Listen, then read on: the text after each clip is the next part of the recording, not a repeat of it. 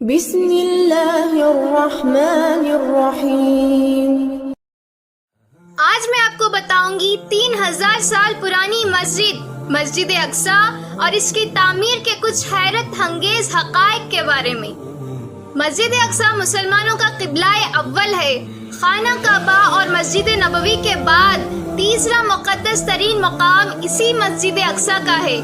یہ یروشلم میں موجود ہے اور یہاں کی سب سے بڑی مسجد ہے، جس میں ایک وقت میں 5 لاکھ سے زیادہ لوگ نماز ادا کر سکتے ہیں۔ مسجد اقصیٰ مختلف ناموں سے بھی جانی جاتی ہے۔ اس کو بیت المقدس، مسجد قبلہ، مسجد مروانی، مقام براق، دیوار براق اور دیوار گریہ بھی کہتے ہیں۔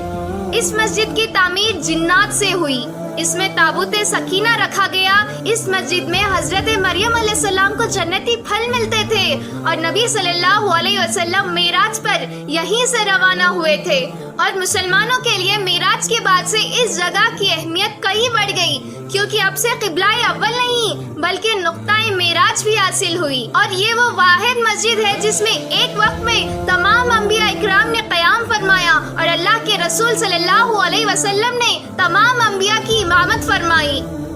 اس مسجد کی تعمیر کا کام حضرت داؤد علیہ السلام نے شروع کروایا، اور جب آپ کی وفات کا وقت آیا تو آپ نے حضرت سلیمان علیہ السلام کو وصیت کی کہ آپ اس کام کو مکمل کرنا۔ حضرت سلیمان علیہ السلام نے مسجد اقصیٰ کا کام جنات سے شروع کروایا۔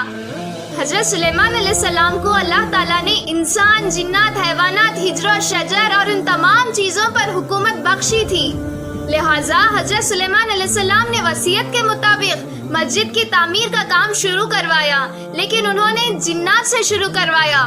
اور جب آپ کی وفات کا بھی وقت قریب آیا تو آپ نے ایک شیشے کا کمرہ بنایا اور اس میں بیٹھ کر عبادت میں مشغول ہو گئے، اور اسی حالات میں حضرت سلیمان علیہ السلام کی روح قفاص انصاری سے پرواز کر گئی۔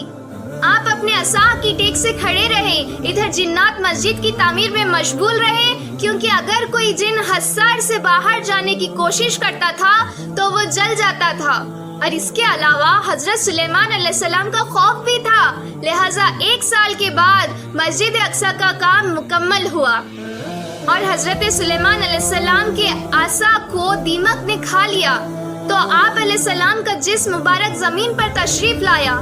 تب جنات کو پتا چلا کہ آپ 1 سال پہلے ہی وفات پا چکے تھے، پھر تمام جنات چلے گئے۔ اور مسجد اقصیٰ کی یہ بھی خاصیت ہے کہ نبی صلی اللہ علیہ وسلم مسجد اقصیٰ کی طرف رخ کر کے نماز ادا کرتے تھے۔ یہ سلسلہ مکہ مکرمہ میں ہجرت سے پہلے کچھ عرصہ جاری تھا اور کچھ عرصہ ہجرت کے بعد بھی۔ قبلے کی تبدیلی کا حکم کا تذکرہ قرآن کریم اور حدیث مبارکہ میں بھی ہوا ہے۔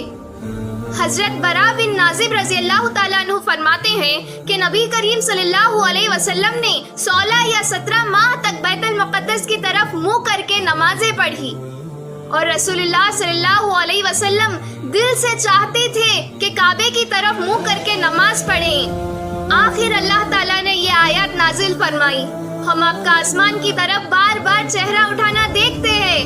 پھر آپ نے کعبے کی طرف منہ کر لیا، اور رحمقوں نے جو یہودی تھے کہنا شروع کیا کہ انہیں اگلے قبلے سے کس نے پھیر دیا۔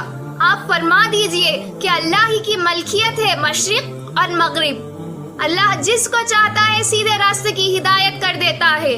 جب قبلہ بدلا تو ایک شخص نے نبی کریم صلی اللہ علیہ وسلم کے ساتھ نماز پڑھی، پھر نماز کے بعد وہ چلا اور انصار کے ایک جماعت پر اس کا گزرا ہوا جو عصر کی نماز بیت المقدس کی طرف منہ کر کے پڑھ رہے تھے۔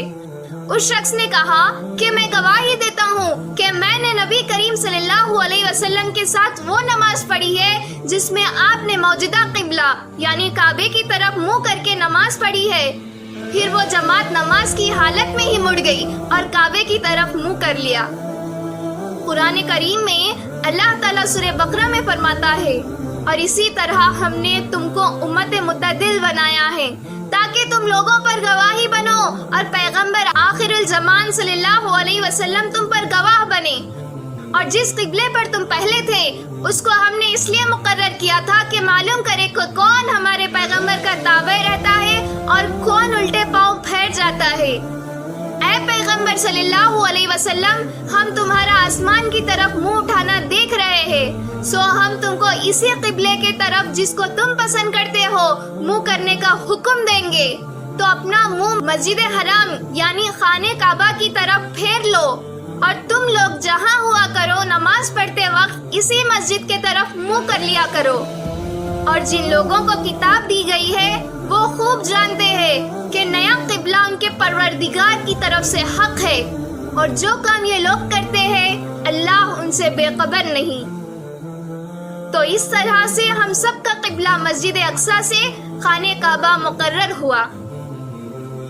اللہ تعالیٰ میرے کہنے میں کچھ غلطی ہو تو معاف فرمائیں، اور اللہ تعالیٰ ہم سب کو کہنے اور سننے سے زیادہ عمل کرنے کی توفیق عطا فرمائے، آمین۔